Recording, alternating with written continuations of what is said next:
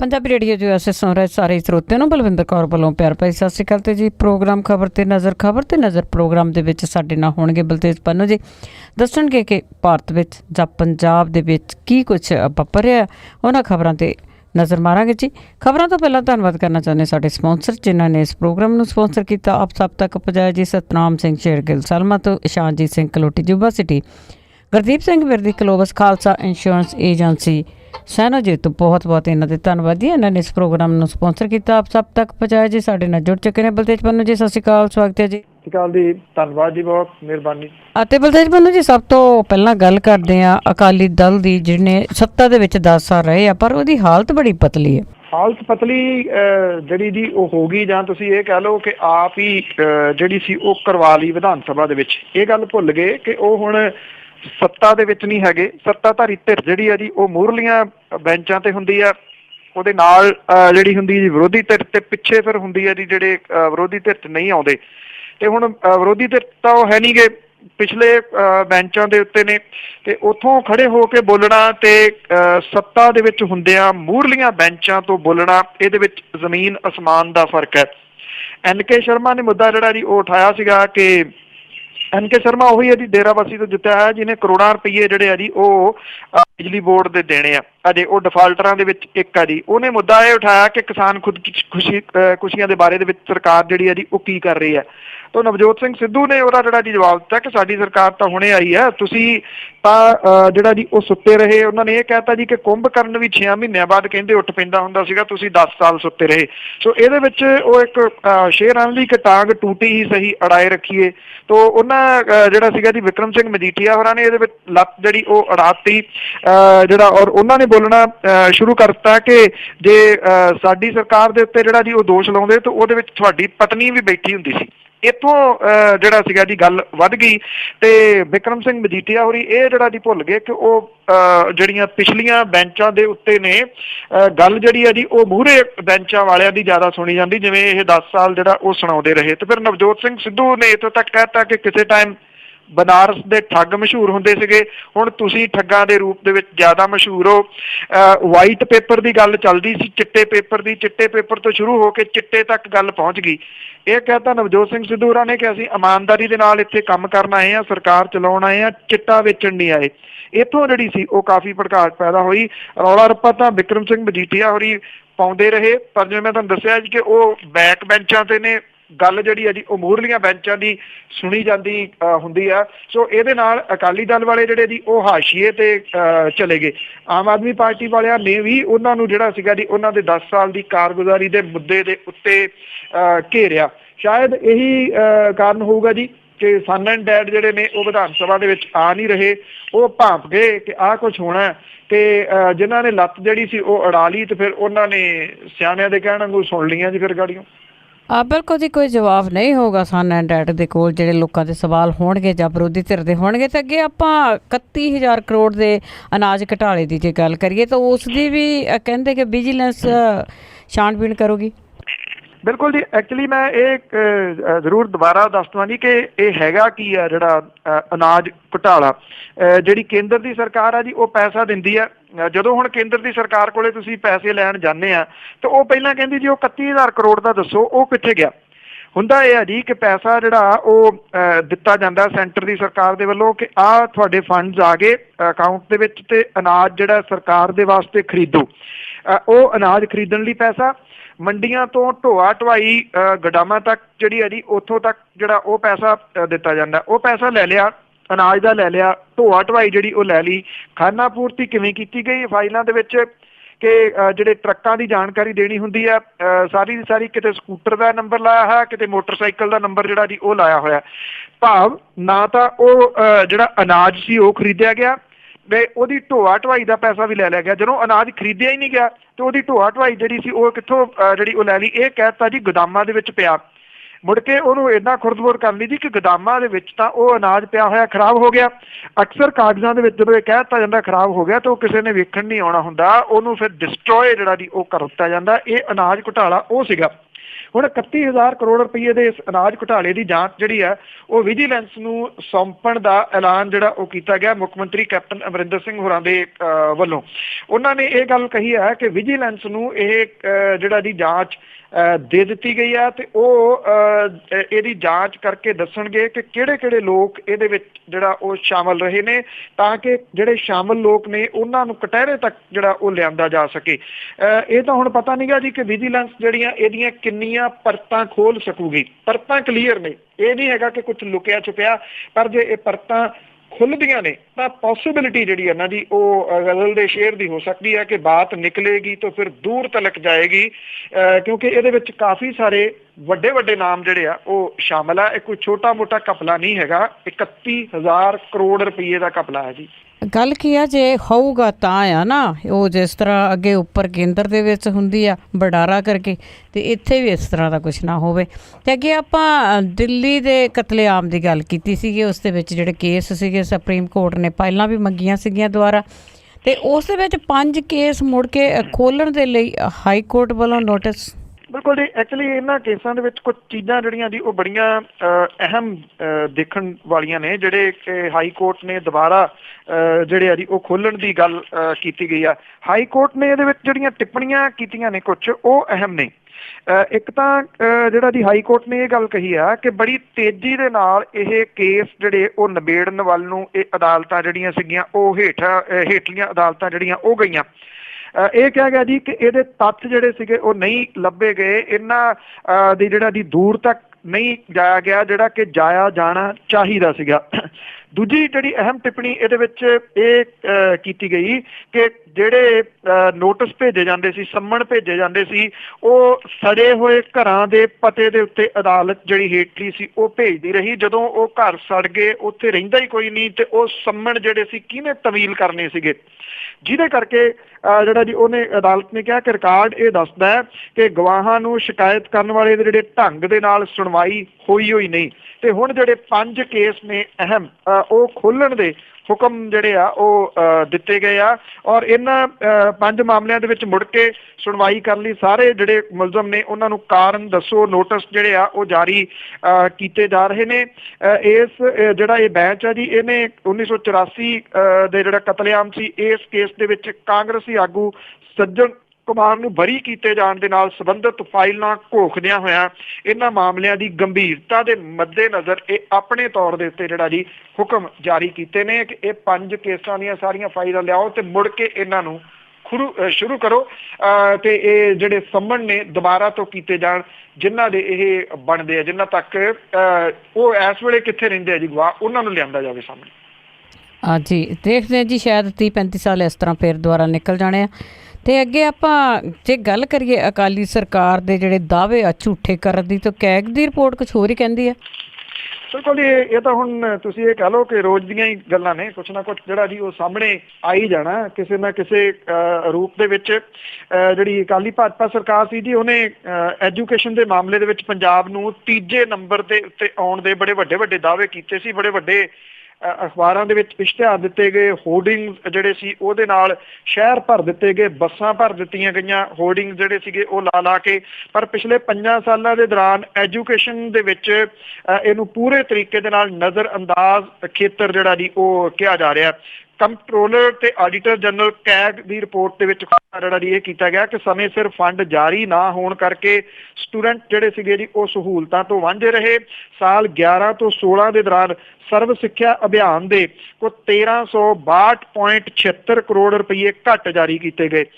ਜਿਹੜੇ ਸਟੂਡੈਂਟ ਸੀ ਉਹਨਾਂ ਨੂੰ ਵਰਦੀ ਦੇ 2 ਸੈੱਟ ਦਿੱਤੇ ਜਾਣੇ ਸੀਗੇ, ਸਰਕਾਰ ਨੇ 1 ਸੈੱਟ ਦੇ ਨਾਲ ਹੀ ਕੰਮ ਚਲਾ ਰਿਹਾ। 13-14 ਦੇ ਵਿੱਚ ਜਿਹੜੇ ਸੀਗੇ ਜੀ ਕੋਈ 16.5 ਲੱਖ ਜਿਹੜੇ ਵਿਦਿਆਰਥੀਆਂ ਦੀ ਵਰਦੀ ਦੇ ਵਾਸਤੇ ਕੋਈ 66 ਕਰੋੜ ਰੁਪਏ ਦਾ ਖਰਚਾ ਮੰਗਿਆ ਸੀਗਾ, ਜਦੋਂ ਕਿ DPOs ਤੇ SP ਵੱਲੋਂ ਜਿਹੜੇ ਭੇਜੀ ਰਿਪੋਰਟ ਦੇ ਅਨੁਸਾਰ 15 ਲੱਖ ਤੇ 63,000 ਸਟੂਡੈਂਟਸ ਨੂੰ ਹੀ ਵਰਦੀ ਜਿਹੜੀ ਸੀ ਉਹ ਦਿੱਤੀ ਗਈ।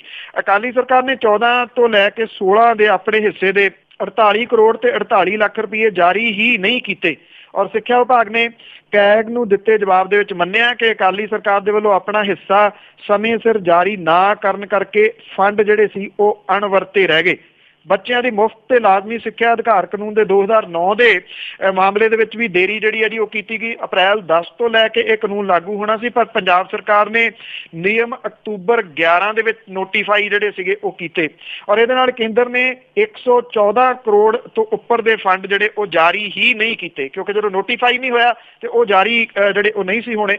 ਸਿੱਖਿਆ ਦਾ ਅਧਿਕਾਰ ਕਾਨੂੰਨ 1 ਤੋਂ 5ਵੀਂ ਕਲਾਸ ਦੀ ਸਕੂਲ 1 ਕਿਲੋਮੀਟਰ ਤੇ 6ਵੀਂ ਤੋਂ 8ਵੀਂ ਕਲਾਸ ਦੇ ਸਕੂਲ 3 ਕਿਲੋਮੀਟਰ ਤੋਂ ਦੂਰ ਜਿਹੜੇ ਉਹ ਨਹੀਂ ਹੋਣੇ ਚਾਹੀਦੇ, ਪਰ ਪੰਜਾਬ ਦੇ ਵਿੱਚ 11 ਤੋਂ ਲੈ ਕੇ 14 ਤੱਕ ਕੋਈ ਸਕੂਲ ਮੈਪਿੰਗ ਕੀਤੀ ਹੀ ਨਹੀਂ ਗਈ, ਜਿਹਦੇ ਕਰਕੇ ਸੈਂਕੜੇ ਬੱਚੇ ਜਿਹੜੇ ਸੀਗੇ ਜੀ ਉਹ ਨੇੜਲੇ ਸਕੂਲਾਂ ਦੇ ਵਿੱਚ ਜਾਣ ਤੋਂ ਵਾਂਝੇ ਰਹਿ ਗਏ। ਇਹ ਕੈਗ ਦੀ ਰਿਪੋਰਟ ਨੇ ਸਾਰਾ ਕੁਝ ਜਿਹੜਾ ਜੀ ਉਹ ਨੰਗਿਆਂ ਕੀਤਾ ਕਿ ਜਿਹੜੇ ਇਹਨਾਂ ਦੇ ਇਸ਼ਤਿਹਾਰ ਸਾਰੇ ਸੀਗੇ ਜੀ ਉਹ ਸਭ ਝੂਠੇ ਸਾਬਤ ਜਿਹੜੇ ਉਹ ਹੋਏ ਜੀ। ਤੇ ਦੇਖਦੇ ਜੀ ਕੀ ਹੁੰਦਾ। ਤੇ ਅੱਗੇ ਆਪਾਂ ਗੱਲਾਂ ਕਰਦੇ ਹਾਂ ਕਿ ਖੱਡਾਂ ਦੇ ਉੱਤੇ ਜਿਹੜੀਆਂ ਪਾਬੰਦੀਆਂ ਲੱਗ ਗਈਆਂ ਉਸ ਕਰਕੇ ਰੇਤ ਵੀ ਜਿਹੜੀ ਆ ਉਪਲਬਧ ਨਹੀਂ ਹੈਗੀ। ਐਕਚੁਅਲੀ ਜੀ ਜੋ ਕੁਛ ਪਿਛਲੇ ਸਮੇਂ ਦੇ ਦੌਰਾਨ ਪੰਜਾਬ ਦੇ ਵਿੱਚ ਹੁੰਦਾ ਰਿਹਾ, ਜਿਹੜਾ ਰੇਤ ਮਾਫੀਆ ਉਹਨਾਂ ਮਾਫੀਆਂ ਦੇ ਵਿੱਚੋਂ ਇੱਕ ਹੈ ਜੀ, ਜਿਹੜੇ ਬਹੁਤ ਜ਼ਿਆਦਾ ਵੱਡੇ ਹੋਏ ਔਰ ਕਰੋੜਾਂ ਅਰਬਾਂ ਰੁਪਈਆ ਇਹਨਾਂ ਨੇ ਜਿਹੜਾ ਜੀ ਇੱਥੋਂ ਇਕੱਠਾ ਕੀਤਾ। ਨਵੀਂ ਸਰਕਾਰ ਜਿਹੜੀ ਬਣੀ ਜੀ ਉਹਨਾਂ ਨੇ ਇਹਦੇ ਉੱਤੇ ਸ਼ਿਕੰਜਾ ਆਉਂਦਿਆਂ ਕੱਸਿਆ। ਜਿਹੜੀਆਂ ਟੋਟਲ ਖੱਡਾਂ ਨੇ ਜੀ ਪ੍ਰਮਾਣਿਤ ਜਿਹੜੀਆਂ ਉਹ 291 ਨੇ ਤੇ ਸਰਕਾਰ ਨੇ ਜਿਹੜਾ ਸੀਗਾ ਜੀ ਮਾਈਨਿੰਗ ਜਿਹੜੀ ਆ ਉਹ ਰੋਕਣ ਦੇ ਵਾਸਤੇ ਹੌਲੀ ਹੌਲੀ ਇਹ ਖੱਡਾਂ ਜਿਹੜੀਆਂ ਉਹ ਖੋਲ੍ਹਣੀਆਂ ਸ਼ੁਰੂ ਕੀਤੀਆਂ। ਹੁਣ ਤੱਕ ਜਿਹੜੀਆਂ ਜੀ ਇਹ 74 ਖੱਡਾਂ ਜਿਹੜੀਆਂ ਉਹ ਚਾਲੂ ਹੋ ਸਕੀਆਂ ਨੇ। ਇਹਦੇ ਨਾਲ ਪੰਜਾਬ ਦੇ ਵਿੱਚ ਇਸ ਵੇਲੇ ਜਿਹੜਾ ਰੇਤਾ ਦਾ ਰੇਟ ਆ ਉਹ ਅਸਮਾਨ ਨੂੰ ਛੂ ਰਿਹਾ ਔਰ 2 ਤੋਂ 75 ਹੈਕਟੇਅਰ ਦੇ ਰਕਬੇ ਵਾਲੀਆਂ ਸਿਰਫ 74 ਖੱਡਾਂ ਜਿਹੜੀਆਂ ਜੀ ਉਹ ਚੱਲ ਰਹੀਆਂ ਨੇ।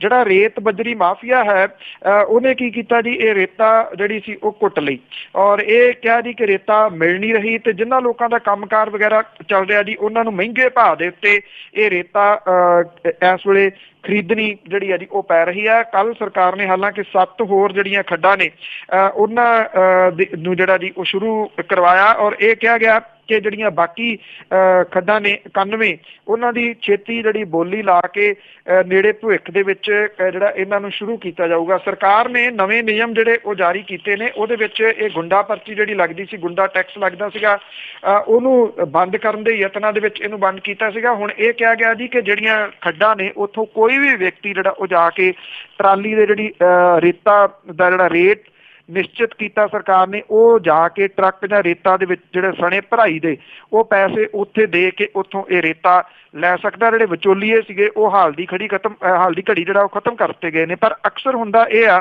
ਕਿ ਜਦੋਂ ਇੱਕ ਪਾਰਟੀ ਤੇ ਦੂਜੀ ਪਾਰਟੀ ਸਰਕਾਰ ਬਣਦੀ ਆ ਫਿਰ ਉਹਨਾਂ ਦੇ ਬਹੁਤੇ ਬੰਦੇ ਜਿਹੜੇ ਆ ਜੀ ਉਹ ਆ ਜਾਂਦੇ ਆ। ਅਜੇ ਤੱਕ ਤਾਂ ਇਹਦੇ ਉੱਤੇ ਜਿਹੜਾ ਜੀ ਉਹ ਠੀਕ ਠਾਕ ਲੱਗਦਾ ਆ। ਜੇ ਇਸੇ ਤਰੀਕੇ ਦੇ ਨਾਲ ਚੱਲਿਆ ਰੇਤਾ ਜਿਹੜੀ ਜੀ ਉਹ ਕੰਟਰੋਲ ਰੇਟ ਦੇ ਉੱਤੇ ਆਉਂਦੇ ਦਿਨਾਂ ਦੇ ਦੌਰਾਨ ਆ ਗਈ ਤਾਂ ਨਿਰਸੰਦੇਹ ਇਹ ਇੱਕ ਕੰਸਟਰਕਸ਼ਨ ਚੱਲਣ ਦੇ ਵਾਸਤੇ ਚੰਗਾ ਕਦਮ ਹੋਊਗਾ। ਪਰ ਹਾਲ ਦੀ ਘੜੀ ਜਿਹੜੀ ਆ ਜੀ ਉਹ ਕੰਸਟਰਕਸ਼ਨ ਕੰਪਲੀਟ ਰੂਪ ਦੇ ਵਿੱਚ ਠੱਪ ਹੋ ਗਈ ਹੈ ਜੀ। ਬਿਲਕੁਲ ਜੀ, ਕਿਤੇ ਇਸੇ ਤਰ੍ਹਾਂ ਹੋਵੇ ਜਿੱਦਾਂ ਟਰੱਕਾਂ ਦੇ ਕਬਜ਼ੇ ਲੈ ਜਾਂਦੇ ਕਿ ਬਾਅਦ ਵਿੱਚ ਖੱਡਾਂ ਦੇ ਕਬਜ਼ਿਆਂ ਵਾਲੀ ਵੀ ਗੱਲ ਹੋ ਜਾਏ। ਤਾਂ ਅੱਗੇ ਆਪਾਂ SGPC ਦੀ ਜੇ ਗੱਲ ਕਰੀਏ ਤਾਂ ਉਹਨਾਂ ਦੇ ਖਬਰ ਆ ਰਹੀ ਆ ਕਿ ਉਹ ਕਹਿੰਦੇ ਕਿ ਸਾਡੀ ਆਮਦਨ ਘਟ ਗਈ। ਕੀ ਕਾਰਨ ਹੋ ਸਕਦੇ ਆਮਦਨ ਘਟਣ ਦੇ? ਦੇਖੋ, ਕਾਰਨ ਦੱਸਣ ਨੂੰ ਤਾਂ ਉਹ ਇਹ ਦੱਸਦੇ ਆ ਜੀ ਕਿ ਨੋਟਬੰਦੀ ਜਿਹੜਾ ਜੀ ਇਹਦਾ ਅਸਰ ਹੋਇਆ।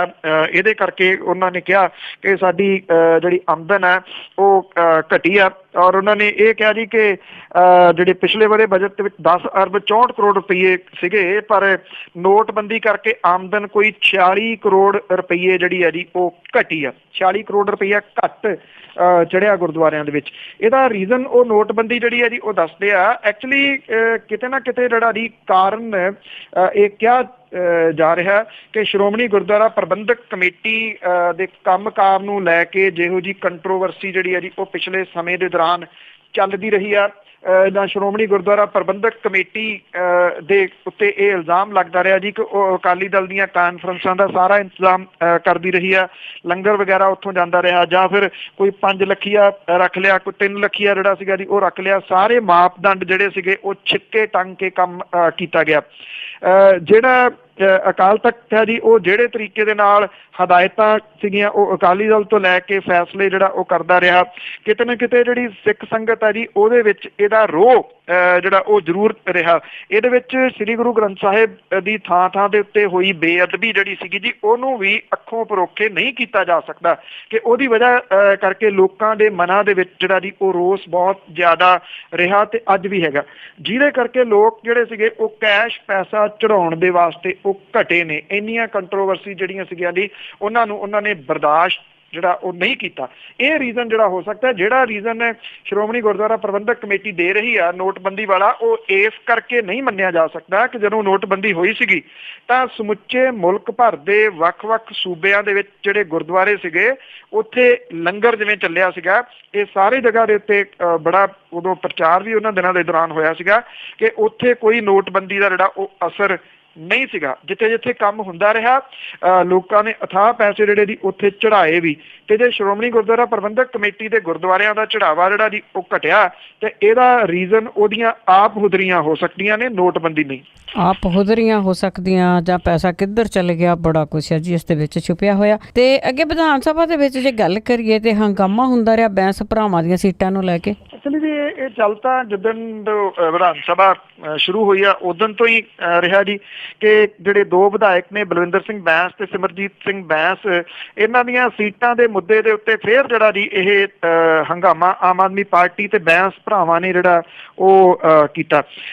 ਜਿਹੜੇ ਆਮ ਆਦਮੀ ਪਾਰਟੀ ਦੇ ਆਗੂ ਸੀਗੇ ਜੀ ਉਹਨਾਂ ਨੇ ਜਿਹੜੇ ਵਿਧਾਨ ਸਭਾ ਦੇ ਸਪੀਕਰ ਨੇ ਰਾਣਾ KP ਸਿੰਘ ਤੇ ਮੁੱਖ ਮੰਤਰੀ ਨੂੰ ਅਪੀਲ ਕੀਤੀ ਕਿ ਜਿਹੜੇ ਬੈਂਸ ਵਿਧਾਇਕਾਂ ਦੀਆਂ ਸੀਟਾਂ ਆਮ ਵਿਧਾਇਕਾਂ ਦੇ ਨਾਲ ਲਾਈਆਂ ਜਾਣ, ਔਰ ਸਪੀਕਰ ਨੇ ਵਿਰੋਧੀ ਧਿਰ ਦੀ ਇਸ ਮੰਗ ਜਿਹੜੀ ਸੀਗੀ ਉਹਨੂੰ ਰੱਦ ਕਰਤਾ ਔਰ ਇਹ ਕਿਹਾ ਜੀ ਕਿ ਜਿੰਨਾ ਚਿਰ ਬੈਂਸ ਭਰਾ ਆਪਣੀ ਅਲਾਟ ਹੋਈ ਸੀਟ ਤੋਂ ਬਿਨਾਂ ਹੋਰ ਕਿਸੇ ਸੀਟ ਤੋਂ ਬੋਲਣਗੇ ਤਾਂ ਕੋਈ ਵੀ ਗੱਲ ਰਿਕਾਰਡ ਦੇ ਉੱਤੇ ਨਹੀਂ ਜਿਹੜੀ ਹੈ ਜੀ ਉਹ ਲਿਆਂਦੀ ਜਾਊਗੀ। ਹਾਕਮ ਧਿਰ ਨੇ ਵਿਰੋਧੀ ਧਿਰ ਦੀ ਮੰਗ ਜਿਹੜੀ ਸੀ ਉਹ ਰੱਦ ਕਰਤੀ ਤੇ ਆਪ ਦੇ ਉੱਤੇ ਜਿਹੜਾ ਜੀ ਉਹ ਨਿਸ਼ਾਨਾ ਲਾਇਆ, ਔਰ ਆਪ ਦੇ ਵਿਧਾਇਕ ਜਿਹੜੇ ਸੀਗੇ ਉਹਨਾਂ ਨੇ ਵੀ ਇਹ ਦਲੀਲ ਦਿੱਤੀ ਕਿ ਜੇਕਰ ਅਕਾਲੀ ਭਾਜਪਾ ਮੈਂਬਰਾਂ ਦੀਆਂ ਸੀਟਾਂ ਇਕੱਠੀਆਂ ਲੱਗ ਸਕਦੀਆਂ ਨੇ ਤੇ ਚੋਣਾਂ ਤੋਂ ਪਹਿਲਾਂ ਹੋਏ ਗੱਠਜੋੜ ਦੇ ਮੁਤਾਬਕ ਆਪ ਤੇ ਲੋਕ ਇਨਸਾਫ ਪਾਰਟੀ ਦੇ ਉਮੀਦਵਾਰਾਂ ਦੀ ਏਦਾਂ ਸੀਟ ਜਿਹੜੀ ਹੈ ਜੀ ਉਹ ਇਕੱਠੀ ਕਿਉਂ ਨਹੀਂ ਲੱਗ ਸਕਦੀ। ਸੋ ਇਹਨੂੰ ਲੈ ਕੇ ਜਿਹੜਾ ਸੀਗਾ ਜੀ ਉਹ ਰੌਲਾ ਰੱਪਾ ਪੈਂਦਾ ਰਿਹਾ। ਬੈਂਸ ਭਰਾਵਾਂ ਨੇ ਇਹ ਐਲਾਨ ਕੀਤਾ ਜੀ ਕਿ ਜੇ ਉਹਨਾਂ ਦੀਆਂ ਸੀਟਾਂ ਤਬਦੀਲ ਕਰਕੇ ਆਮ ਆਦਮੀ ਪਾਰਟੀ ਦੇ ਨਾਲ ਨਹੀਂ ਲਾਈਆਂ ਜਾਂਦੀਆਂ ਤੇ ਉਹ ਫਰਸ਼ ਦੇ ਉੱਤੇ ਹੀ ਚੌਂਕੜਾ ਮਾਰ ਕੇ ਜਿਹੜਾ ਜੀ ਉਹ ਬੈਠ ਜਾਣਗੇ ਤੇ ਸੀਟਾਂ ਦੇ ਉੱਤੇ ਬਹਿਣਗੇ ਹੀ ਨਹੀਂ। ਇਹ ਰੌਲਾ ਰੱਪਾ ਜਿਹੜਾ ਜੀ ਉਹ ਵਧੀ ਜਾ ਰਿਹਾ, ਅਜੇ ਕੋਈ ਇਹਦਾ ਹੱਲ ਨਿਕਲਦਾ ਨਜ਼ਰ ਨਹੀਂ ਆ ਰਿਹਾ ਜੀ। ਬਿਲਕੁਲ ਜੀ, ਇਸ ਦਾ ਹੱਲ ਤੇ ਕਾਂਗਰਸ ਹੀ ਹੈ, ਜੇ ਕਰਨਾ ਚਾਹੂਗੀ ਤੇ ਅੰਦਰ ਕਰ ਦਊਗੀ। ਤੇ ਅੱਗੇ ਆਪਾਂ ਅਖੀਰ ਦੇ ਵਿੱਚ ਗੱਲ ਕਰਦੇ ਹਾਂ ਕਿ ਜਿਹੜੇ ਪੋਲਿਊਸ਼ਨ ਫੈਲਾਉਂਦੀਆਂ ਜਿਹੜੇ ਵਹੀਕਲ ਆ ਉਹ ਹੁਣ 31 ਮਾਰਚ ਤੋਂ ਬਾਅਦ ਨਹੀਂ ਵਿਕ ਸਕਣਗੇ। ਐਕਚੁਅਲੀ ਜੀ ਸੁਪਰੀਮ ਕੋਰਟ ਨੇ ਤਾਂ ਇਹਦੇ ਸੰਬੰਧੀ ਫੈਸਲਾ ਪਹਿਲਾਂ ਹੀ ਦਿੱਤਾ ਹੋਇਆ ਸੀਗਾ ਜੀ ਕਿ ਇਹ ਜਿਹੜੀਆਂ BS3 ਹੈਗੀਆਂ ਨੇ ਜੀ ਐਕਚੁਅਲੀ ਭਾਰਤ ਦੇ ਨਾਲ ਸੰਬੰਧਿਤ ਜਿਹੜੀਆਂ ਜਿਵੇਂ ਪੋਲਿਊਸ਼ਨ ਕਿੰਨਾ ਜਿਹੜਾ ਜੀ ਉਹ ਕਰਦੀਆਂ ਨੇ 1 2 3 ਦੇ ਹਿਸਾਬ ਦੇ ਨਾਲ ਇਹ BS3 ਮੋਟਰ ਗੱਡੀਆਂ ਨੇ। ਇਹਦੇ ਵਿੱਚ ਕਾਫੀ ਸਾਰੇ ਮੋਟਰਸਾਈਕਲ ਵੀ ਜਿਹੜੇ ਆ ਜੀ ਉਹ ਸ਼ਾਮਲ ਨੇ, 6 ਲੱਖ ਮੋਟਰਸਾਈਕਲ ਇਹਦੇ ਵਿੱਚ ਸ਼ਾਮਲ ਨੇ ਔਰ 8.5 ਲੱਖ ਗੱਡੀਆਂ ਜਿਹੜੀਆਂ ਦੀ ਉਹ ਸ਼ਾਮਲ ਦੱਸੀਆਂ ਗਈਆਂ ਨੇ। ਇਹਦੇ ਸੰਬੰਧੀ ਇੱਕ ਜਿਹੜੀ ਪਟੀਸ਼ਨ ਪਾਈ ਗਈ ਸੀਗੀ ਅਦਾਲਤ ਦੇ ਵਿੱਚ ਕਿ ਇਹ ਡੇਟ ਜਿਹੜੀ ਹੈ ਜੀ ਅੱਗੇ ਕੀਤੀ ਜਾਵੇ, ਪਾਬੰਦੀ ਇਹਦੇ ਉੱਤੇ ਨਾ ਲਾਈ ਜਾਵੇ, ਪਰ ਸੁਪਰੀਮ ਕੋਰਟ ਨੇ ਬੜਾ ਸਖਤ ਫੈਸਲਾ ਇਹਦੇ ਉੱਤੇ ਦਿੰਦਿਆਂ ਇਹ ਗੱਲ ਕਹੀ ਆ ਕਿ ਜਿਹੜੀਆਂ ਆਟੋਮੋਬਾਈਲ ਕੰਪਨੀਆਂ ਨੇ ਇਹਨਾਂ ਦੇ ਫਾਇਦੇ ਦੇ ਨਾਲੋਂ ਵੱਧ ਉਹਨਾਂ ਨੂੰ ਲੋਕਾਂ ਦੀ ਸਿਹਤ ਦੀ ਚਿੰਤਾ ਹੈ, ਜਿਹੜੀ ਕਿ ਡੇ ਬਾਈ ਡੇ ਪੋਲਿਊਸ਼ਨ ਦੀ ਵਜ੍ਹਾ ਕਰਕੇ ਹਮੇਸ਼ਾ ਜਿਹੜੀ ਹੈ ਜੀ ਉਹ ਚਰਚਿਤ ਰਹਿੰਦੀ ਆ। ਤੇ ਅਦਾਲਤ ਨੇ ਆਪਣੇ ਇਸ ਫੈਸਲੇ ਦੇ ਵਿੱਚ ਕਿਹਾ ਕਿ ਇਹਦੇ ਉੱਤੇ ਕੋਈ ਗੌਰ ਨਹੀਂ ਕੀਤੀ ਜਾਊਗੀ। 31 ਮਾਰਚ ਤੋਂ ਬਾਅਦ ਇਹ ਗੱਡੀਆਂ ਜਿਹੜੀਆਂ ਜੀ ਉਹ ਨਹੀਂ ਵਿਕ ਸਕਦੀਆਂ। ਜਿਹੜੀਆਂ ਪੁਰਾਣੀਆਂ ਚੱਲਦੀਆਂ ਨੇ ਉਹ ਚੱਲੀ ਜਾਣਗੀਆਂ, ਪਰ ਜਿਹੜਾ ਜੀ ਇਹ 31 ਮਾਰਚ ਤੋਂ ਬਾਅਦ ਵਿਕਣ ਵਾਲੀਆਂ BS3 ਜਿਹੜੀਆਂ ਗੱਡੀਆਂ ਨੇ, ਜਿਵੇਂ ਮੈਂ ਤੁਹਾਨੂੰ ਦੱਸਿਆ ਕਿ ਇਹਦੇ ਵਿੱਚ ਕਾਰਾਂ ਜੀਪਾਂ ਵੀ ਸ਼ਾਮਲ ਨੇ ਤੇ ਮੋਟਰਸਾਈਕਲ ਜਿਹੜੇ ਕੁਝ ਸ਼ਾਮਲ ਨੇ, ਇਹ ਨਹੀਂ ਜਿਹੜੇ ਜੀ ਇਹ ਵਿਕ ਸਕਣਗੇ। ਸੋ ਇਹਦੇ ਨਾਲ ਜਿਹੜੀ ਆਟੋਮੋਬਾਈਲ ਜਿਹੜੀ ਇੰਡਸਟਰੀ ਆ ਉਹਨੂੰ ਇੱਕ ਝਟਕਾ ਜਿਹੜਾ ਜੀ ਕਿਹਾ ਜਾ ਰਿਹਾ, ਪਰ ਦੂਜੇ ਪਾਸੇ ਇਹਦੀ ਤਾਰੀਫ ਜਿਹੜੀ ਹੈ ਜੀ ਇਸ ਪੱਖੋਂ ਹੋ ਰਹੀ ਆ ਕਿ ਇਹ ਇੱਕ ਲੋਕ ਪੱਖੀ ਫੈਸਲਾ ਹੈ, ਕਿਉਂਕਿ ਇਹ ਗੱਡੀਆਂ ਜਿਹੜੀਆਂ ਪੋਲਿਊਸ਼ਨ ਬਹੁਤ ਜ਼ਿਆਦਾ ਫੈਲਾਉਂਦੀਆਂ ਨੇ ਔਰ ਭਾਰਤ ਉਹਨਾਂ ਮੁਲਕਾਂ ਦੇ ਵਿੱਚੋਂ ਇੱਕ ਹੈ ਜੀ ਜਿਨ੍ਹਾਂ ਦੇ ਵਿੱਚ ਸਭ ਤੋਂ ਵੱਧ ਪੋਲਿਊਸ਼ਨ ਕਿਹਾ ਜਾਂਦਾ ਔਰ ਇਹਦੀ ਰਾਜਧਾਨੀ ਜਿਹੜੀ ਦਿੱਲੀ ਆ ਉਹ ਸਭ ਤੋਂ ਵੱਧ ਪੋਲਿਊਟਡ ਸ਼ਹਿਰਾਂ ਦੇ ਵਿੱਚੋਂ ਇੱਕ ਹੈ ਜੀ। ਤੇ ਅਖੀਰ ਵਿੱਚ ਅਜ਼ਨਾਮਾ ਕਿ ਮੁੱਦਾ ਫੇਰ ਹੁਣ ਭੜਕਿਆ ਪਾਣੀਆਂ ਦਾ, ਪਹਿਲੇ ਨਾਲੋਂ ਕੁਝ ਰੰਗ ਹੈ ਵੱਖਮੀਆਂ। ਮੁੱਦਾ ਫੇਰ ਹੁਣ ਭੜਕਿਆ ਪਾਣੀਆਂ ਦਾ, ਪਹਿਲੇ ਨਾਲੋਂ ਕੁਝ ਰੰਗ ਹੈ ਵੱਖਮੀਆਂ। ਆਗੂ ਬੋਲ ਪਿਆ ਇੱਕ ਹਰਿਆਣੀਆਂ ਦਾ, ਰਾਜਸਥਾਨ ਵੱਲ ਮੋੜ ਗਿਆ ਅੱਖ ਮੀਆਂ।